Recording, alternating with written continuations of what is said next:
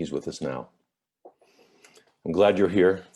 We're open to your comments and questions during the next hour. Sean Wilentz is one of the most honored historians in American academia.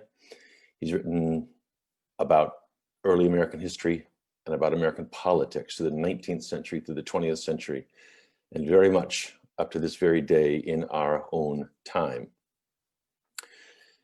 He's watching, as we're watching, what's unfolding after the November 3rd election. Well after now, with no concession from the sitting president, with the assertion that Joe Biden's win is a product of massive fraud without any evidence to support that, and nevertheless, it's repeated daily repetition. And with the GOP going along, the GOP leadership at this point going along. Sean Wilentz is out with a new essay just today in Democracy Journal. The headline is "The GOP Test. History is asking only one question right now as Trump refuses to concede. Will the Republicans decide they are no longer an American political party?" At this point, he writes, "Today, for Trump to deny Biden's legitimacy moves beyond opposition into active betrayal of the constitutional compact, something closer to the Confederate secession." And here we are on November 12th, 2020. Let me bring in Professor Sean Wilentz, if I may. Hello, Sean Wilentz. Thanks very much for being with us. Tom, it's great to be here. Let me just get this more. Listeners, if you're watching, join us. We're very happy to have your comments and your questions for Sean Wilentz. He's the author of The Rise of American Democracy, most recently of No Property in Man, about American slavery. At the beginning, let me turn this down, and the struggle to be done with it. It's been a long time since we've talked, but every time we talk, I'm enlightened. I'm almost frightened by your observations. I am frightened by your observations in the last week. It's a frightening time. Observations. It's the reality that we're living in. It's a frightening time. I mean, no question. I mean, all of the relief that people felt, you know, on Saturday, I guess it was just a week ago. No, it's this is not. I had a feeling this was not going to end anytime soon. I just hope it, you know, doesn't end as badly as it might. Americans, I guess, based on their long experience, Americans alive today who have seen one peaceful transition of power after another all their lives. Mm-hmm. And even when it went to the Supreme Court, or the Supreme Court looked at it in 2000, we saw Al Gore concede to George Bush when it was close, when he could have fought it. He didn't. It was very clear that he was doing that for the sake of the nation. I think there's a very strong impulse to look at all this and say, be calm, take it easy, everything will work out just fine. You're not taking that posture. What do you see unfolding or potentially unfolding? Mm-hmm. I mean, already it's gone beyond anything we've seen before, even in the last 3 or 4 days. I would add to the list, actually, Richard Nixon, hardly a paragon of political virtue, in 1960, when given the possibility of contesting the very, the razor thin margin that he lost to John F. Kennedy for, refused to do so. He said, look, for the good of the country, I'm not going to do this. Now, how sincere all that was, who knows? But nevertheless, he did not. This is different. In the last, we've never seen anything like this before in American history.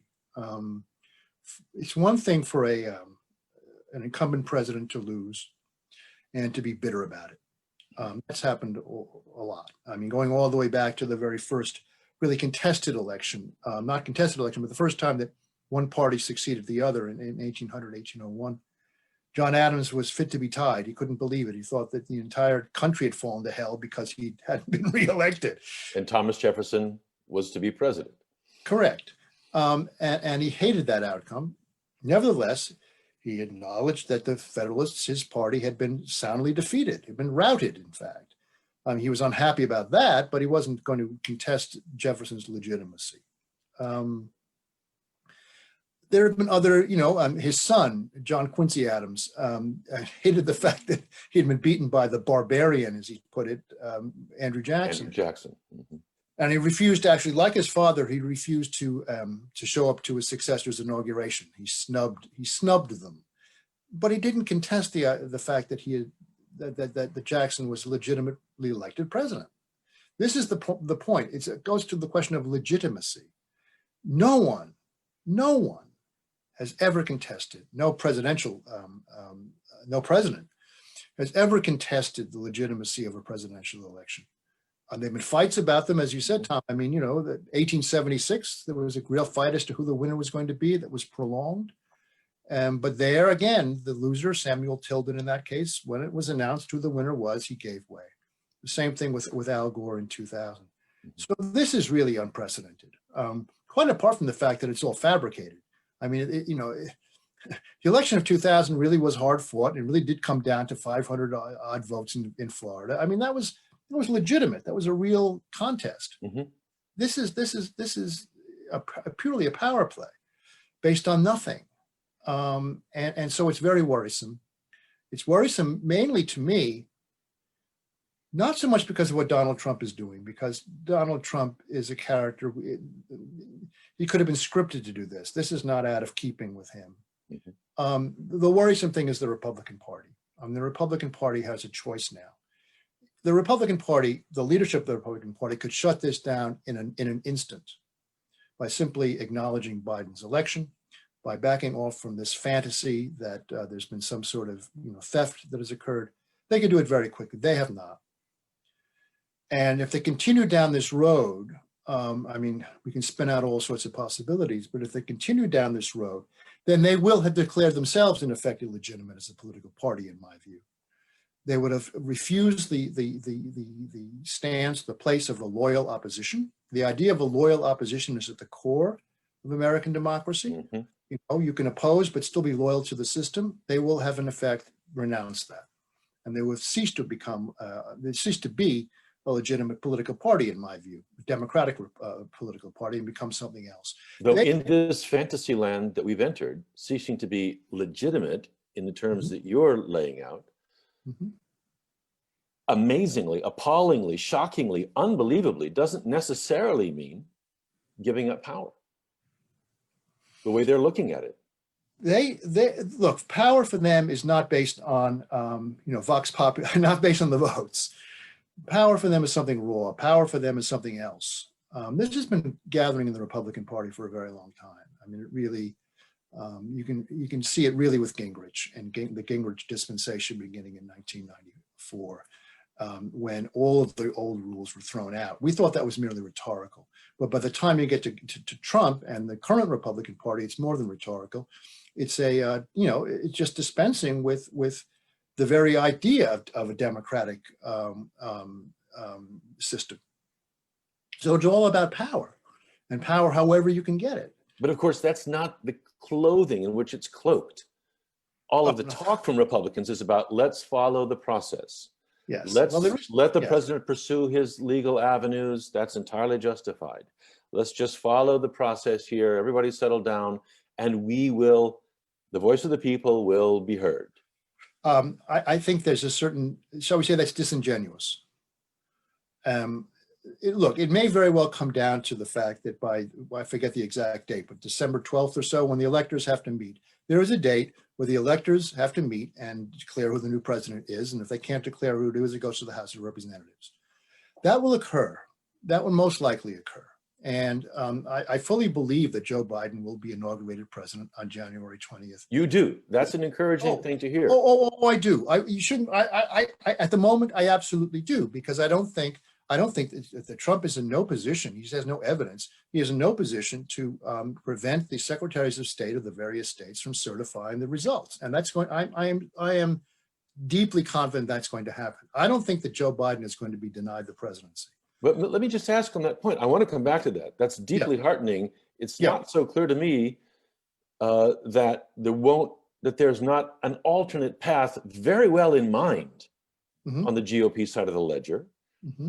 That at this point, probably doesn't have to do with the lower courts, because they're not finding any traction with the many lawsuits that have been filed there. They've just been rebuffed and rebuffed and rebuffed. Yes. But would reside with perhaps a hope that Republican legislatures in Wisconsin, in Michigan, in Pennsylvania, somehow step in and say, no matter what we see here, something is wrong. We are going to, we're going to assert that we see what the actual outcome should have been, and that's what we're going to send to the House, and it won't be for Joe Biden. That they'll try to send Trump electors to make the decision. And then we get into the whole thing where now, I guess, if they can get past the governors, and I know that that's an issue, they have Democratic governors, but if it can, or if a court lets it go by and we're in the House and then we're in the Supreme Court, and Trump has just replaced the top of the leadership at the Pentagon. I don't know what that means, but they are Trump loyalists now. We do know that. Do you see, people have talked about a slow rolling coup here, and this is where I don't want to say that's happening, but I think Americans should be extremely alert to an alternate vision that is being acted on as we speak today. Though it may never achieve it, it's an imagined goal, but it's being acted on right now. Oh, well, that's true. I mean, I have no doubt that all of these scenarios have been discussed, and they may even still be active in some people's minds. I think that some are more likely than others. The denial of the vote, that's happening all over the place in Republican circles. Not everyone, but very heavily. Absolutely. Absolutely. You have 70% of the I think 70% of in one poll I saw, 70% of Republican voters believe that Biden stole the election. This is not a small thing. The president continues to say that the outcome as presented so far is a fraud. You have called this, with Thomas Edsel in the New York Times, you call this a brutal renunciation of American democracy. You call this an act of disloyalty, unsurpassed in American history, except by the Southern secession. Unless he stops. If he doesn't stop, that will be that. But there are two ways to look at this, Tom. I mean, one is the scenario that you lay out, which is that he's intent on grabbing the presidency, and he's going to deny. He's intent on never leaving the White House, and he's going to, yes, use the state legislatures to intervene, because the state legislatures under the Constitution do in fact appoint the electors or have a role in appointing the electors, and try to disrupt things that way. That's possible. I think it's unlikely. I think it's unlikely because the governors, as you say, do have an important role. These are Democratic governors that we're talking about. The only way that could possibly work for them would be to cause a legal crisis, and to hope they can kick it up into the Supreme Court, and the Supreme Court would go their way. Barton Gellman wrote, as you well know, in The Atlantic, about, what was the headline? The Unraveling of American Democracy. And he wrote, I think about a scenario in which 2 sets of electors are sent from these states to the House, and it is the duty constitutionally then of the vice president to open those reports, I guess, in Congress, and that's where the Constitution begins to get vague. He opens them. There's 2 different sets of electors presented. Let's say one from state legislatures, one from Democratic governors, one from Republican legislatures. And then we go into a realm of vagueness where Mike Pence has some latitude or does not. It's not clear. Maybe that's when it goes to the Supreme Court. Yes. No, look, I've read Bart Gellman's piece. These are all plausible, possible. You could draw them out. I'm thinking about what's more likely, and I don't think it's going to come to that. I truly don't. I don't think you're going to have rival electors from enough states to, maybe one state possibly, but not from enough to throw the election, because he's won. I mean, Biden's won enough states now. It was only one state, right? As it was in 2000. We're talking about only one state. But Biden's victory has been enormous. I mean, it's a very convincing repudiation of Trump, actually, the election. It is, in its numbers. It definitely is. We're 5 million plus now, plurality, majority, and and and a solid electoral majority. Very healthy electoral vote. Exactly. But as you said, 70% of Republicans now believe this is don't believe this outcome. But and I want to ask you, we have a president who maybe, speaking of constitutions, may be constitutionally incapable of accepting defeat.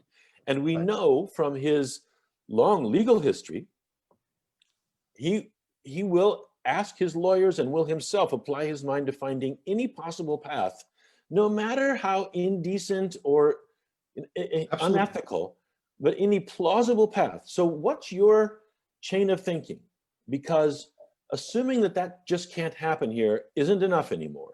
What's your chain of thinking that leads you to say, no, we won't go down that road of 3 legislatures presenting rival electors and the vice president going with those Republican yes, made up electors and kicking it to the Supreme Court? Yes. You'd like to think not, but. Well, I mean, look, I suppose anything is possible, but I mean, and look, and I certainly think that people ought to be alert. You know, the spirit of Roy Cohn is alive in the White House. And explain that. Explain that. Well, Roy Cohn was, Joseph McCarthy's assistant in the early 1950s. He was very much, Trump was very much his protege in New York, and he was the dirtiest, nastiest lawyer, around, and deeply partisan, and a man with no scruples whatsoever. So that approach to things is certainly there. And as I say, I'm sure that these things are being talked about. However, I think in the realm of reality, as I see it now, I think it's a very unlikely, even now, just take one legislature, even now, unless they go back on their word, but many, many Republican legislators in Pennsylvania said that they will have no part in doing such a thing, that they simply could not, imagine that their loyalty to democracy is greater than that of the Republican leadership and of the White House. Not all Republicans everywhere are necessarily going to fall in lockstep in the way that, say, Senator Graham does, or Senator Grassley does, or all of them. Appallingly. That may be an act of faith on my part, but I actually do have plenty of Republican friends who would be appalled at such a thing. So on that basis, I just think that it's more far-fetched, not impossible, but more far-fetched. I see a different scenario working itself out, in which Trump can walk away from this believing that he has won, that he actually won the election, that he cannot occupy the White House, that it was taken from him. But what is he going to do? Well, what he's going to do is to continue to claim that Biden is an illegitimate president, much as he claimed that Obama was an illegitimate president. And he's going to use that to establish another center of power, if you will. Another center of power from which he can harass, from which he can manipulate. He would have allies in Congress, no question, if the Republican Party decides not to, just cast him out. I think he's planning on that, in which he can play the role in effective president in exile. You've described that. You write today, it is unprecedented for an unsuccessful incumbent president and his leading congressional allies to refuse to acknowledge the results of an election. That's where we are. Right. In this scenario that you just described, again, with Thomas Edsel in the Times, you described a kind of more than a government in exile, or more than a shadow government, but remnants of Trump loyalists inside the government, a kind of a parasite within the Biden government, where the Republican Party has not recognized or has refused to accept that it's legitimate, and a kind of, you almost were saying, secession within the body governmental going on, where there's a sort of a weird civil war under the covers of this government and disputed outcome. What did I understand that correctly? What would that look like? That's basically right. Look, there have been presidents in the past who have left office and been very, very angry, bitter, not just bitter, but actually actively worked against the administration that succeeded them, that replaced them, rather.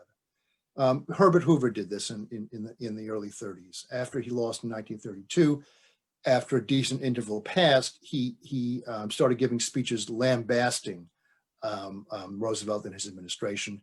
In 1936, in fact, he collected them in a book called something like, American Virtues, American Ideals versus the New Deal, something like that. Yes.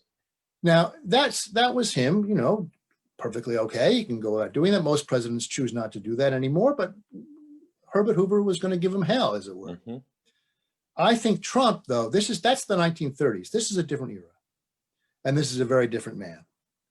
I think the possibilities between just the social media alone, the technological possibilities of someone being an ex-president harassing an incumbent are far greater than they ever were before. Mm-hmm. Add to that Fox News or whatever. If Trump decides that Fox News is not loyal enough to him, then some Trump TV or some other agency that he could whip up. And then his base, which is a cultish base. I mean, Herbert Hoover had supporters, but he didn't have the cultish base that Trump has. So I would see, that older, more conventional system now being turned into something very different, something much more sinister, something much more disruptive. But how does that actually play out? Let's say Joe Biden is inaugurated on January 20th, despite all the noise, mm-hmm. and Trump's boys at the Pentagon hold their horses. They mm-hmm. stand down and they stand by or whatever. Mm-hmm. And it's Biden. He comes in, he disinfects the White House. He right. He takes the Trump loyalists out of the government, which he will have wide latitude to do. Yes. Then how much does it really matter if Trump is stomping and shouting on Trump TV or on Sean Hannity's show? It all depends on the Republican Party. It all depends on the Republican Party. If the Republican Party remains as craven and as subservient, et cetera, as it seems to have been, then it could matter a lot. Without the how? Well, because exactly. if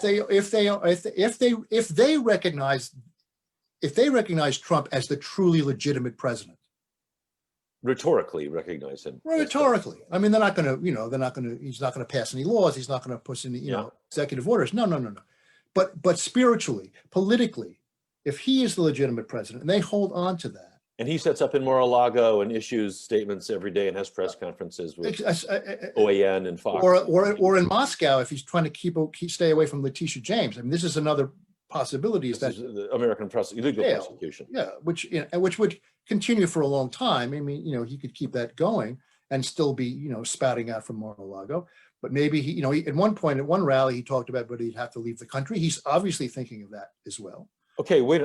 You can tell that I'm trying to be alert to all the dangers because I've never seen anything like this, and there's never been anything like this. I've never seen a government or leadership with no brakes like that. I've never seen it. But now that last picture that was a bridge too far for me. So now we're imagining a Republican kind of refutation or refusal to accept Joe Biden as an honest president, and they have their own president in exile in the Kremlin. At that point, it starts to sound like something out of a movie I would probably flick past. I know. I think that's is more than a bridge too far. But I still think that this would be one way for him to come away from the process, which if he does not succeed in grabbing the presidency, and I don't think he will, this would be one way for him to come away feeling as if he had really won, and then to continue to exert power. And then to continue to harass, to undermine, with the idea of coming back, in 4 years' time, or one of his minions coming back in 4 years' time, but to still have power. This is what I think is different, and he can do this precisely because of his base, precisely because of technological, capacities. He can do this in a way that earlier defeated presidents have not been able to do. Let me put a couple of things to you from listeners here, viewers. Kim says it's frightening that any of these possibilities are viable. Yes, it is, Kim. No kidding. Mm-hmm. I'm astonished at how close we are to the edge. Whether it happens or not, we have never been in this position before. Correct. And Martha says, this is a good question. Just simply, what is in it for McConnell, for Graham, to take, by your lights, to take their party out of the American system? I'm not even sure what that means. The Republican Party is so entrenched. Trump has many voters. It has a huge base. You may say that they're no longer a legitimate American political party. What does it matter what you say, Professor Wilentz? If they gain seats in the House, They're hanging in there so far in the Senate. We'll see about Georgia. But so is there any way in which they actually disqualify themselves, or is that just an intellectual framework? And what, to Martha's question, what's in it for them to take us over all lines and into something that you write, you know, this creates not just a fissure, but a chasm in the nation's politics and government. What's in it for them? You know, that's a question I've been asking myself for the entire time. I mean, I guess, you know, fear of the base has been part of it, an acknowledgement that without Trump, the Republican Party can't exist as it has. They fear this, they feel this, they sense it. So it could be that kind of subservience built basically on that. You mean, and by that you mean the Republican Party can't win in the future, as Lindsey Graham has said, if we go down if we follow democracy? Correct. That's the choice that they have to make. And if they choose the party over democracy, then they've ceased to be a legitimate democratic political party. That's my point. What happens in a republic, a democratic republic, when one party ceases to be a legitimate democratic small d party in your framing? Then what? It seems in some ways the show's over. Well, no, the show isn't over. They can be defeated. I mean, you know, the point is we'd have to defeat them yet again. I mean, they'd be defeated once, they'd have to be defeated again and again and again, but it's a constant war. And they've got the state legislatures, and they're going to be redrawing and gerrymandering again, which can make even more difficult. They've got such a heavy presence in the judiciary after all of Trump's appointments. These are deep institutional. Do you perceive in here an alternate vision of Americans' future, which is not accepting our demographic destiny of diversity, and maybe even our core conceptual destiny, once you say all men are created equal? Yes, all of the above is true. All of the above is possible. And what is that? Is that an apartheid state inside the shell of American? It's a lot of different. Well, what is that? That's a good question. How could that be? It could go a lot of different directions. I mean, you know, if Trump were to have his way, and Trump and his, you know, the Trump organization was to take command of the American government, then it would be a kleptocracy I suspect it would be a kleptocracy along the lines of Putin's kleptocracy. Yeah, Russia's. Have, you know, these oligarchs who are going around ripping the country off, and et cetera, et cetera. It'd look more like that than anything else. There are others, however, who are close to Trump, who are trying to use him for their own purposes. For example, Attorney General William Barr, who has been, you know, who's suddenly come back into the picture again by trying to investigate these various. What are his purposes? What on earth? I think that I've written about this. I think Barr has a different vision than Trump. He's not a kleptocrat. He's a Christian, sort of authoritarian.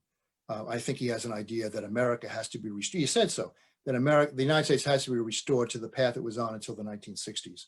So that's a kind of Handmaid's Tale. Yeah, kind of. I mean, I wouldn't necessarily, you know, not as far as Margaret Atwood would go, but science fiction. You know, along those lines, that basically that America, the United States, was founded on Christian lines, on the basis of morality that is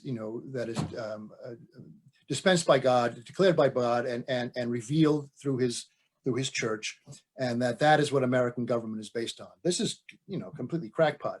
But nevertheless, I think that's what is he smoking? Well, all right. No, I'm serious. He may be highly ideological and faith-driven in a way that I'm certainly not. But how can he look out?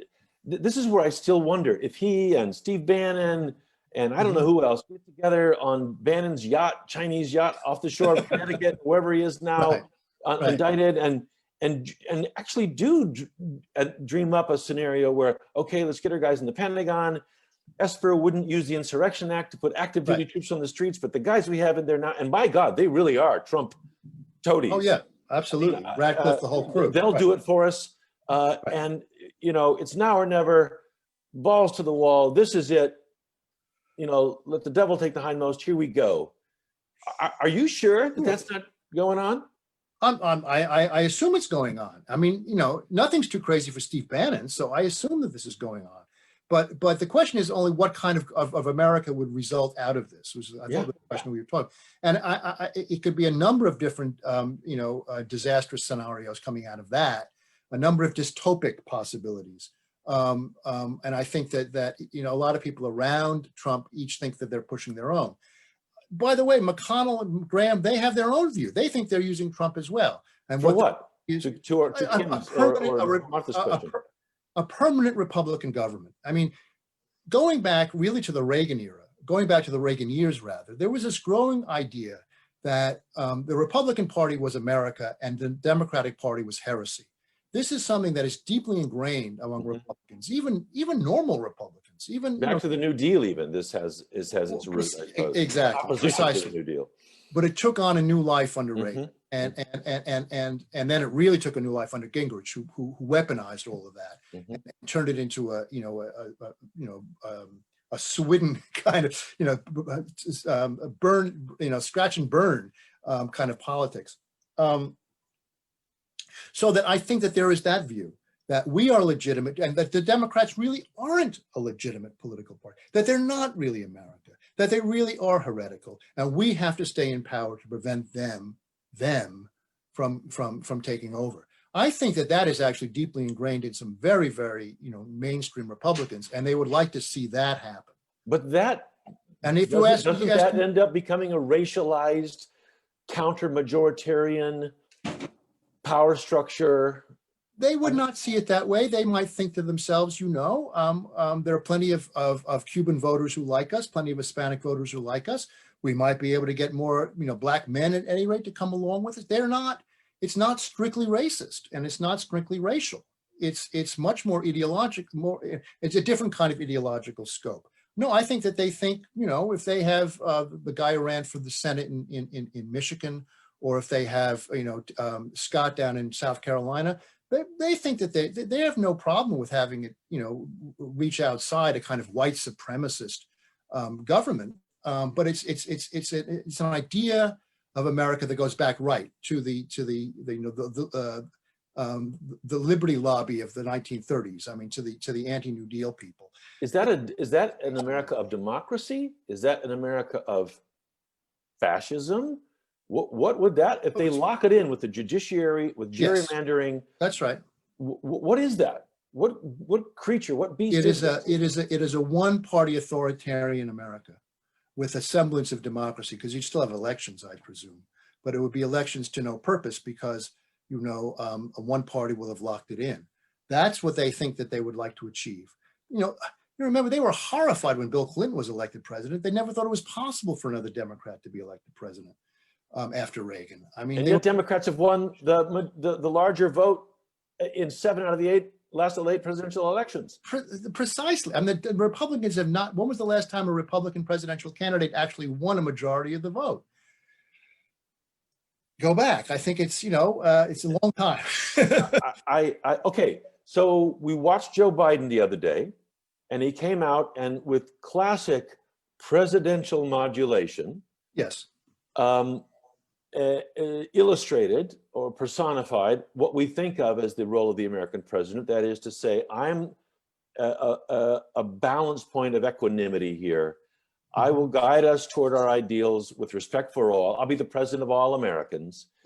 He didn't describe this. He didn't put this in Wilentzian terms as, democracy is falling into a great chasm. He said this is an embarrassment, which is a much milder category of offense, and sort of exuded the presumption that level-headed, democracy-loving Americans will carry the day, and that the minority Republican voters will feel heard and seen and in sufficient numbers swinging behind that for us to go forward. Right. Is that the right posture in the face of this challenge?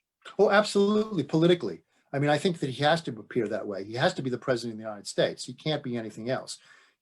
That's the way for him to establish his legitimacy. I mean, if you're going to be, legitimate, you have to act that way, not only act that way, but be that person. Now, but Democrats throughout Trump's presidency have looked to hold that posture Yes. We are those defending the norms, the guardrails, Yes. the traditions, the customs of American democracy. Yes. And they have been kind of rolled again and again. Absolutely. Look at the impeachment. It's one thing. Well, the impeachment is another matter. Actually, I think impeachment was a great success, but I can explain that later. Okay. They didn't get. There were no witnesses called. It wasn't an impeachment trial in the main of American tradition. Yeah, but it didn't matter, because what they did was they exploded his October surprise. They exploded the whole smear campaign against Biden. They could not use it. It ended up being a popular. And that was a political great importance. And to have done that, thanks to very patriotic people like, Alexander Vindman, or whatever his first name is. Yes. And all of them. And they exploded that. And that had no small effect, I think. It really made things much more difficult for those people, for the Trump people, rather. So, but yes, but what you're saying, Tom, is true, in that the Democrats, unfortunately, put a face to the public, which is reasonable, but they also are too reasonable in private. In other words, this time it's to the max. And I would expect, but I would certainly hope that the Democrats are, around the president and, are gearing up for something that's going to be very, very heavy. That you don't send in the B team, that this has got to be, that it really is as bad as I'm saying, and that they're prepared for all of that. What does hardball look like from the Democrat side? A moment in history first, if you would. I think I read in something you wrote recently about Ulysses S. Grant at one point, when there was a disputed transition, intimating that he might bring out federal troops and scaring off one of the challengers. Was this Tilden? What would that have been? You're catching me off guard, because I can't. I apologize. Remember writing such a thing. But you're the historian, so maybe there was always the question as to whether, what was going to happen in the election of 1876, and it was hotly contested. I don't think. What's hardball for the Democrats now? If Steve Bannon is in a back room churning out game plans, and Trump has his guys in the Pentagon, and William Barr is in the DOJ, and inspector generals who are supposed to be the watchdogs have been booted out all over the place. This is hardball. What? And if it's not enough for Joe Biden to sustain the posture of rectitude, if it needs a little more brass under it, what's the brass look like? Well, the brass, first of all, has to be the lawyers. I mean, it has to be the legal team has to be doing this. They have to be fighting every inch of the way, and I think they have the higher ground. I mean, I think that the stuff that the Bannons and Ed Ollie are trying to pull, just it has no legal weight. Donald Trump can imagine that the Supreme Court is his Supreme Court, the same way he thinks that the generals are his generals. That's not the case. I mean, yes, it's the Secretary of Defense is now kind of his Secretary of Defense. Well, I understand. So is the head of Defense Intelligence, or whatever that title is. Yes, but generals are different. I mean, if he's relying on the military to support all of this, in the case of, if push really comes to shove, then he's going to be able to count on the military to support him. I think that, the military's made it very, very clear that they're not on his side in any of this.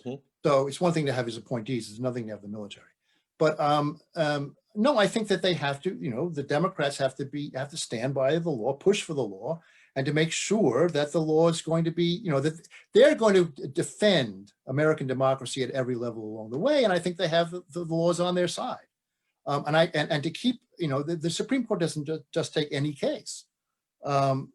What's come up so far, this, out of this nonsense, is nowhere near what Bush v. Gore was. And Bush v. Gore was a very weak case, one of the weakest I can imagine. Nevertheless, it had just enough plausibility for the Supreme Court to take it over. There's nothing even remotely like that going on. So you have no fear that Trump would somehow manage to just tip this into the court? And I don't think so. There'd be a 6-3 Trump favor. I always have fear of everything. I always have some fear. But I am less fearful of that. I could be proven wrong. I'm less fearful of that than I am of the other thing, of basically establishing Joe Biden as an illegitimate president and keeping that. That's what he's done before. I mean, he tried it with Obama and it worked. I mean, a lot of his supporters think that Obama was born in Kenya. This is what Trump can do. Let's not overestimate what Trump can do. I mean, what he's proven he can do, and he's very good at this. And he plays this all very, very well. And he plays to his supporters, and it raises just enough of a question in people's minds that he keeps the smoke and mirrors thing going. I mean, you say just enough. I've seen enough footage of Trump rallies to know that these aren't people who are just marginally persuaded. They're in the Trump reality or fantasy. Absolutely, absolutely. We're live, Sean Wilentz, and here's a question: or how do we get past from a viewer? How do we get past Trump's social media presence, Fox News? We've got to figure out a way to take up more oxygen than Trump and the cult. So then it becomes the we, like a democratic we. Right. Leave that aside, just put it in terms of a healthy democracy we. Can American democracy stand up to the potentially corrosive power of social media, which is not benign, which is not neutral, and a television network, Fox News, which is not benign and not neutral and is a very funky player here? Yeah. Can democracy survive, thrive, live in that? Sure. I mean, the fact that I said that Trump's going to try to do these things doesn't mean that he's going to harass, he's going to do all sorts, doesn't mean he's going to succeed. I mean, I'm just saying he's going to try to do them, and he's going to use everything, every instrument he's got. However, look, we just repudiated Donald Trump. I mean, we had an election, and it won. I mean, there are many people who thought that election would never occur. There are lots of people who thought that between the Proud Boys and between the the Russians and all the rest of it, that it was all going to be a debacle. In fact, it was a very smooth election that occurred without any incidents. Amen. The majority came out the majority. I mean, this is America. This is America at its finest. As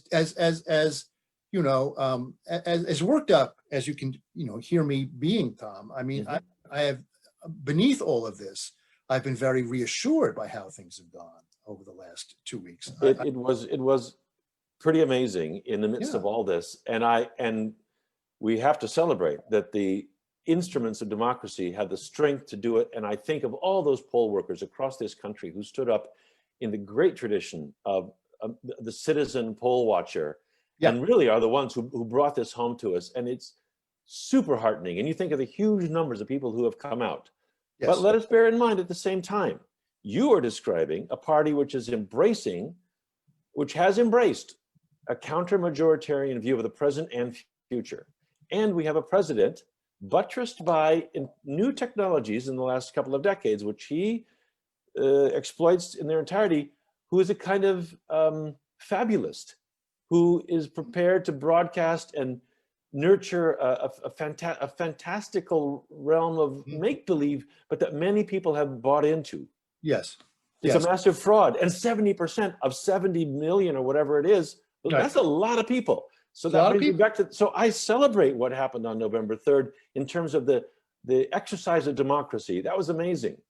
I still worry, and you're describing now, not a fissure, but a chasm in our politics and our government. I still worry about the health of our democracy in the environment in which we find ourselves. I agree. It would create a chasm if he refuses to do that. It would create, it would leave those 70 million people in another place in terms of their relationship to the American government. All of that is true. However,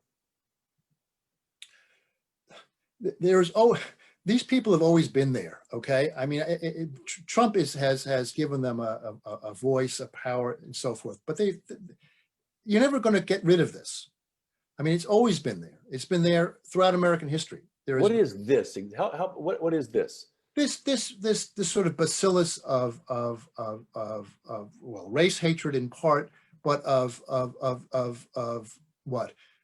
small-minded, nasty, reactionary politics is the best way I can put it.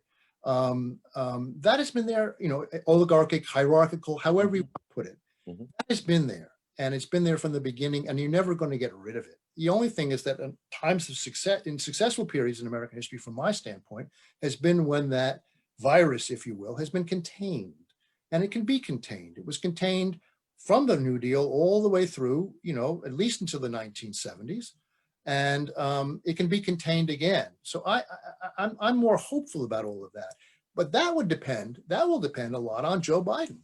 And Joe Biden comes to the presidency now with extraordinary I mean, he's got the triple whammy, right? He's got the contagion, the pandemic. Raging. He's getting worse and worse. We're back to March now, all the rest of it. He's got the racial turmoil, which was, very, very real, and then he's got an economy that's in the toilet. I mean, so how is he, beyond a triple whammy? How is he now? Mm-hmm. And he may very well face Mitch McConnell in charge of the Senate. We don't know. And Georgia stands, and we'll find out, but it may. Exactly. So what is he going to do? Well, I wish the Democrat, there's still Georgia. There's a small possibility the Democrats can take this. Maybe more than small. All they have to do is win those two, and they've got it. But that's how much money do you put on that bet? I say all eyes on Georgia. And I believe that that's entirely possible. It would change everything. We're at that knife's edge. There will be another election in 2022, and the map looks a lot better for the Democrats there. I think that there's a great deal that Biden can do to undo some of the damage that Trump has done. We can stop the bleeding, in effect. I mean, especially around the pandemic. I mean, this has been atrocious what he's done. He can do that without. I mean, it'd be nice to get the Congress to do things, but he can do a great deal in doing that. He can also reestablish, what we call it, a vital center of American politics. The center is going to follow where he is, and he can really do a lot. He doesn't have the opportunity quite that Roosevelt had in 1933. But if there's a Republican majority in the Senate, he doesn't have that opportunity, you're saying. That's right. Roosevelt came in with a Democratic, across the board. However, he did have to deal with the 9 old men. He did have to deal with the Supreme Court. So it's not as if Roosevelt didn't have that either. My point only is that, I'm not going to predict everything, but, terrible, terrible circumstances also provide great opportunities. And if you can seize them, you can seize them. I think, though, that... George, a question for you. George is asking here, are the Yes. Republicans intending, and of course none of us know what they're intending, but to turn the screws on the economy with austerity in order to kneecap the incoming Biden administration? This is a role they played throughout Barack Obama's time, and Joe Biden knows that very well. And he was there at the president's right hand, and they did not succeed in surmounting Republican resistance on Capitol Hill.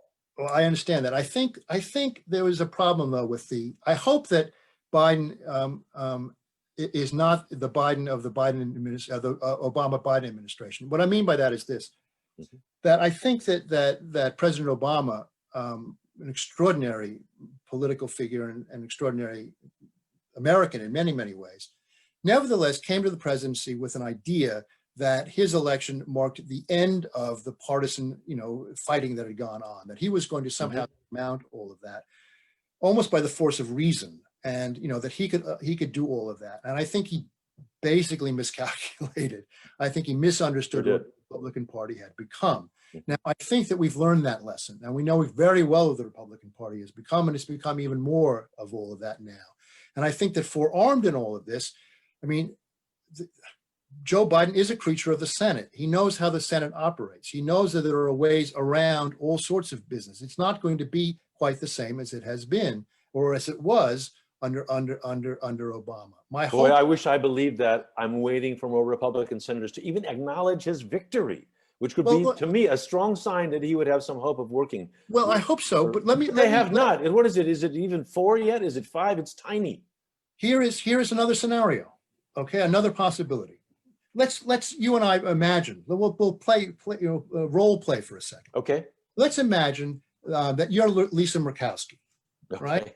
And let's imagine that I am, I don't know, Ben Sass, or Okay, I got my mucklucks on. I'm the Alaskan. Exactly. You're out of planes. All right. There are 5 of us. Yeah.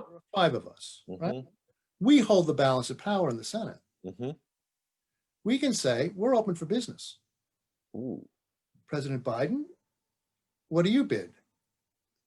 Majority Leader McConnell, what do you want? They could. That's interesting. Well, this is what a person like Biden can understand. You see, this is where you can make split the Republican problem, the Republican caucus, and you understand that there are these fissures. This is what Lyndon Johnson understood, how to work the Senate. This is the kind of thing that I think Joe Biden can do. It's not impossible. We got into the situation in part because of the way that the Obama administration ran its It's Sort court, of Prince of Peace approach rather than let's get in there and work it. or that you're suddenly somehow, everybody's going to come together out of the situation. That's not going to occur. However, there are always opportunities, political opportunities, if you're good at it, if you know what you're doing. And I think that there are those possibilities even with a Republican Senate. A Democratic Senate and, hell's a popping, all kinds of things can happen. Then you have to worry about the court, and that's another matter. But, I think that if you have a political, look, there's no good government without good politics. Yeah.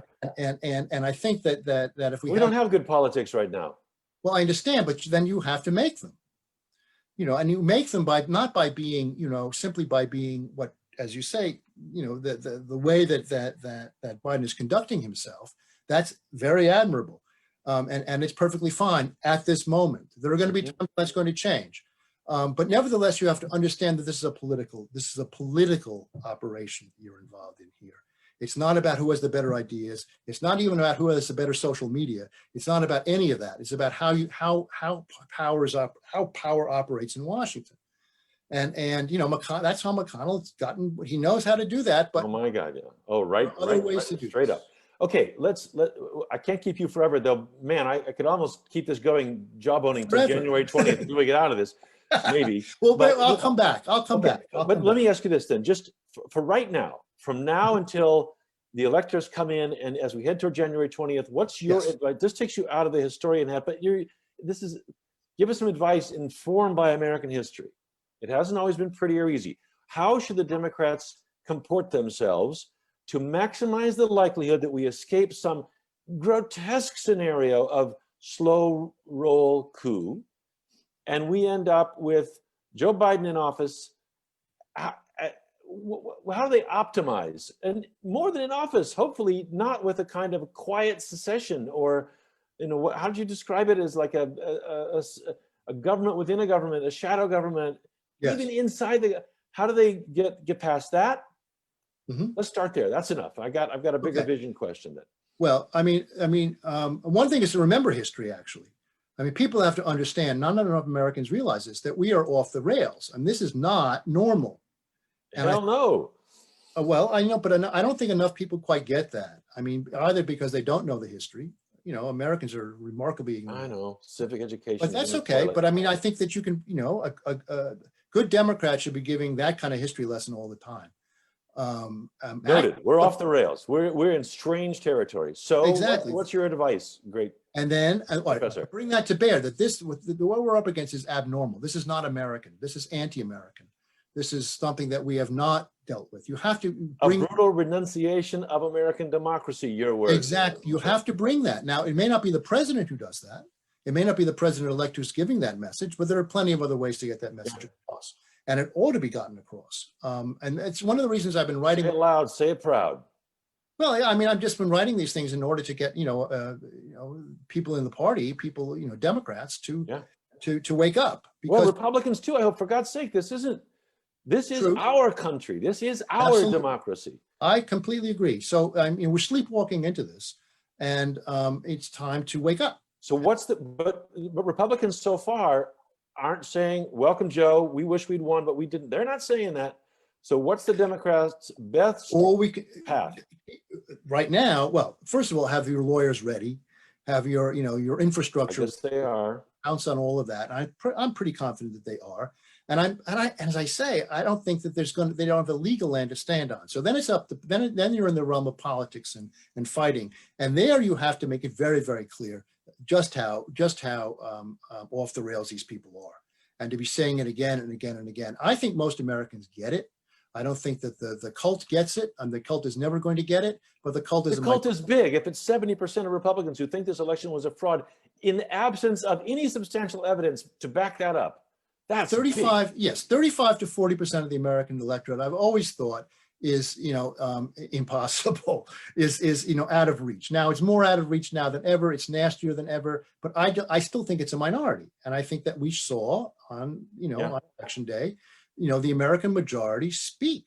And I think that is what we have to go on and just assume, or not assume, but just to push that majority as far as we can with the lawyers on the one hand, but pointing out, again, as this develops, right? I mean, there are many points along the way. It's still not, we're still very early in all of this. But if it's December, whatever the date is, and the president is still, holding out on all of this. We get to the 8th, we get to the 14th. Then I think you have to ratchet things up. I mean, then I think it becomes a matter of, of constitutional regularity. What does it mean to ratchet things up in the face of, a dark side here that's ready to ratchet, that's ratcheting? No, I think that Democrats would have to then take a different, a much even harder stand than they've done now. To be absolute, I'm talking about Democratic office holders now. I'm talking about perhaps even the president-elect to start saying now. This is no longer posturing. You are now interfering with the orderly, execution of the law. But Trump still will have the levers of power. He will still be the executive. That's true, and he can do all kinds of things. I sometimes thought, you remember the film White Heat with Jimmy Cagney, and the final scene of White Heat, when he's finally getting shot, and then he blows the whole thing up, and he just says, "Made it, ma, top of the world." Bring it all down. He's right. That's entirely possible. Although I think he's much more likely to try to, yell, scream, leave, snub the inauguration, not go there, and then, and then take solace in this other, counter, whatever you want to call it. That's my guess. What do you say to young progressives? And it turns out that a lot of America's young electorate is progressive, right? Who had maybe dreamed that there'd be a progressive candidate this time, who maybe or maybe didn't get behind Biden because better than Trump, right? And still thought maybe there'll be a Democratic majority in the Senate, that is in Congress, and this younger impulse, this progressive impulse would hold the day, and there would be a kind of a new deal, a Biden new deal. And now instead, you're saying, well, you if you're lucky, you can have what Ben Sasse and Lisa Murkowski say you can have. Correct. And you've got a Republican Party which is not even devoted to democracy anymore. What are they supposed to do? Yeah, I mean, it's a matter of learning patience, which is hard. It's very, very hard. They want the world and they want it now too. I mean, this is going to be a problem for the Biden administration, but I think that, look, the vast majority of the Democratic Party was behind Biden in all of this. I mean, I've sometimes thought, especially, the African-American grandmothers in Alabama gave him that nomination, right? They did. Heart and soul of the Democratic Party. I think that if Biden can revive the heart and soul of the Democratic Party, which a lot of these young progressives have never seen, they don't know who Lyndon Johnson. They don't know who Bernie Sanders is talking about FDR. They saw triangulation. They saw the Clinton years. So whatever they think of the Clinton years, they saw that Obama wasn't as effective. They see it all as neoliberal sellout. Yeah. Right. Yeah. If Biden can rise to the occasion, as I think he can, I do think he can, and establish that Democratic center. And what I mean by center, I don't mean moderate. I mean, maybe I mean liberal, but I mean liberal in the sense that I'm proud to be, in the way that I grew up being, of liberal government, of active government, of doing all the things that many of the progressives think that liberals are never going to do. He stands for them. It may not be the Green New Deal, but it's a whole lot better than what they might even understand. Many progressives, I think, are sort of jaundiced about the Democratic Party. I think if Biden, but it's up to Biden and the people around him, and to do that. I think that's possible, though. And I'm not going to. I hate preaching to the young. I'm a professor, right? I try not to preach to the young. I try to listen to the young as best I can. Right. As exasperating as it might be, They've got you outnumbered. Yeah. Well, that's certainly true. But I also think that if you can establish a seat of reason somehow, Trump has done a lot to make people crazy. Yeah. And I think a lot of what we saw over the summer, with the tearing down Abraham Lincoln and all the rest of it. I mean, that was crazy on the left. A lot of the violence, the Antifa stuff, there were real crimes occurring there. That was terrible. And a whole lot of right-wing violent nonsense that provoked and much worse and much worse. Trump's presidency has no small responsibility for both of those things. I mean, I think that to be a young person, if you're 20 years old and you've seen Donald Trump in office for 4 of your 20 years, and then you don't remember much that was much good before that, you're going to be really ticked off. And Oh, yes. angry. So I can understand that. And I try to, one has to be sensitive to that. But then you can't argue. You have to live it. You have to show it. You have to demonstrate it. And if you can do that, and if Biden can do that, and I have reason to believe that he can, then I think that's the way forward. Basically, Okay. Not to contradict, but to lead. A quick vision exercise. Mm-hmm. There are more than two, but let's just try two on. You describe the Republican Party in your essay today as off the rails, as taking itself out of a democracy kind of function.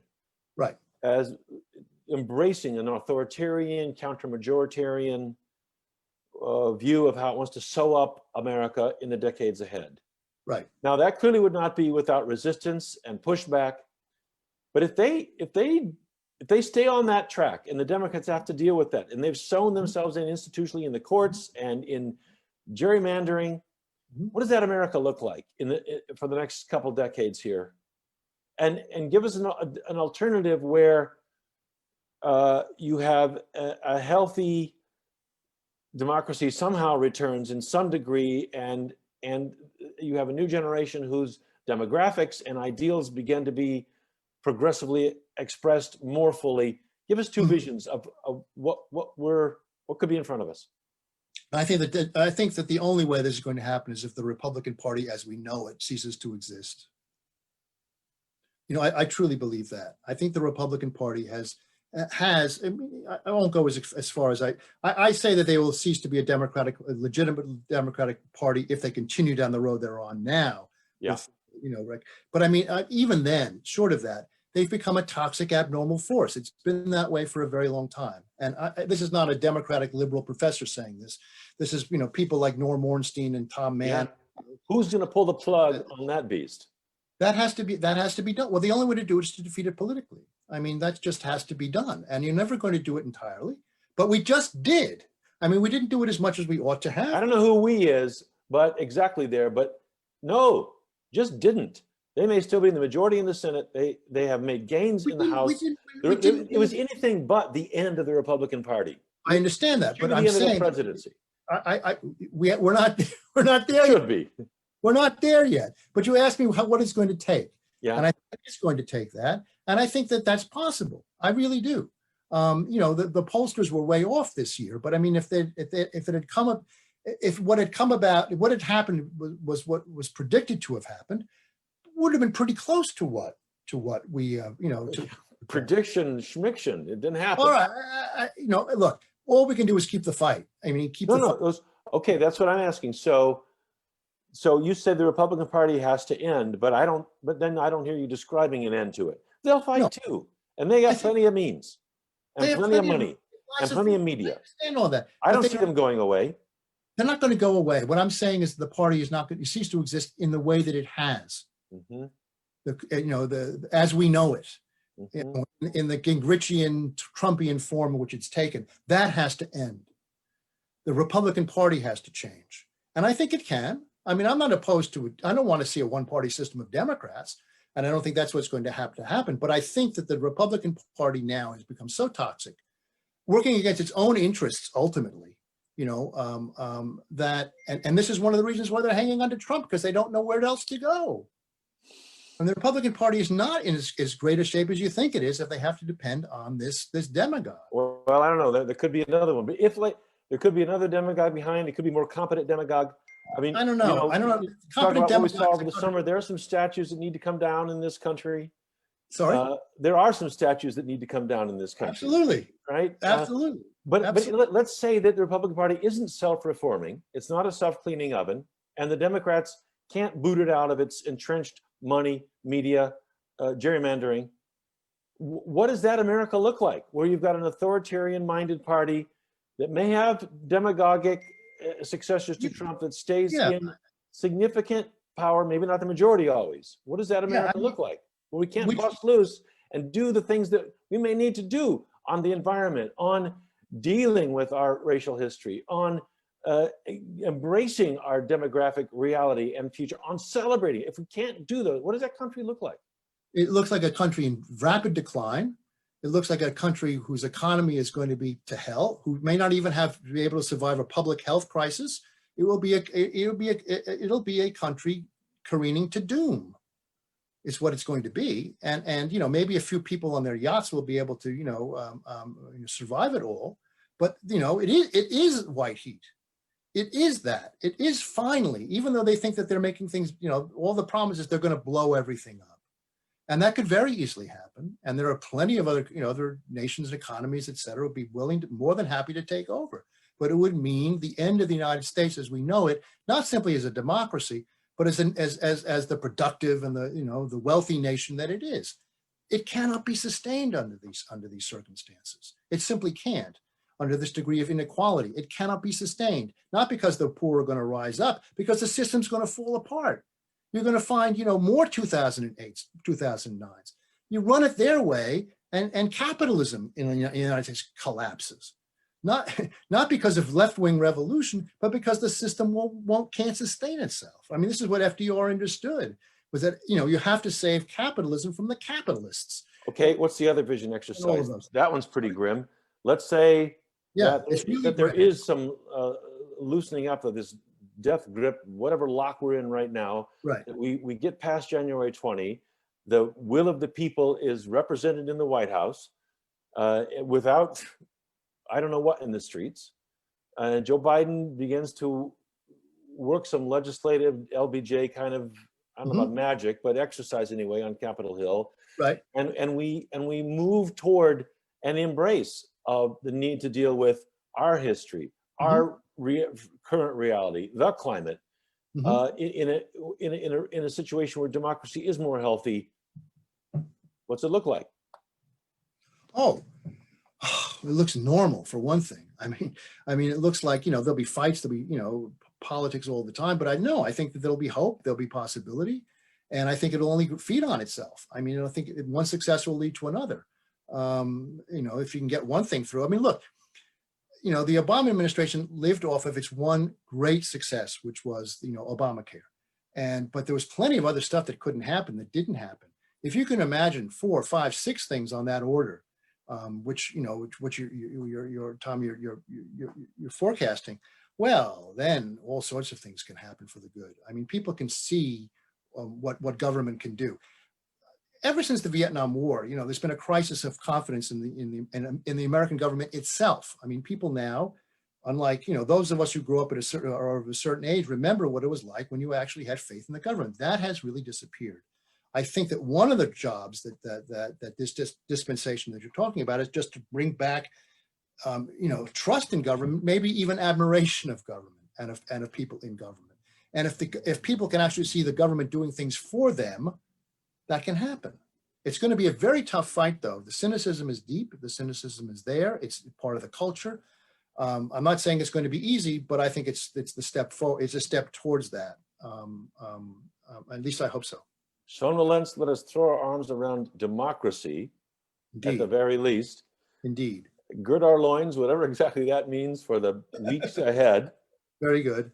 And I hope we can talk again as this thing boils toward its culmination, and may it be an outcome that does honor our history, our tradition, the will of the American people in 2020, and democracy itself. For your historical perspective and everything you bring to this, as always, I'm very grateful, and I really appreciate your being with us today. And listeners, viewers, for all of your comments here, a lot more. I'm sorry I couldn't get to everything. Thanks very much for that. Sean, Professor Wilentz. It was a delight. No, Sean, always Sean. It was a delight, and let's keep the conversation going. I want people to be wary. I want people to be, a little frightened even, but be of good cheer. I think we're going to come through this. May we all. May we all, and with democracy as our path. Sean Wilentz, thanks very much for being with us today. Thank you so much, too. And all our viewers, thanks for being here. It's great to have you. We'll keep these conversations going. You are a big part of it. Talk to us on Twitter @TomAshbrook. Talk to us on Facebook Live. We're always open to your comments there about who you want to hear from next, about the questions that we need to be raising and acting and answering. finding answers to and about the path ahead for this country. Thanks for being with us. Good luck to us all.